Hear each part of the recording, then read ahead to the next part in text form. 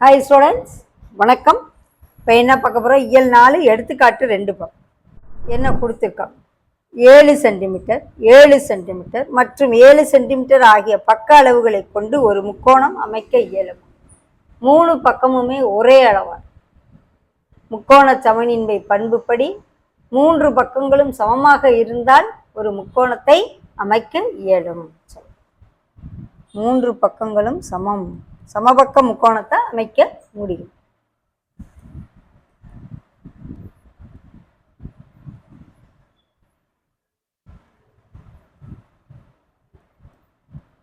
சமமாக இருப்பதால் முக்கோண சமனின்மை பண்புப்படி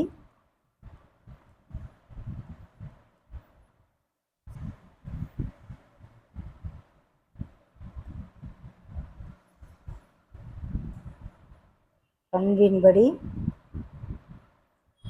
முக்கோணத்தை அமைக்க இயலும்.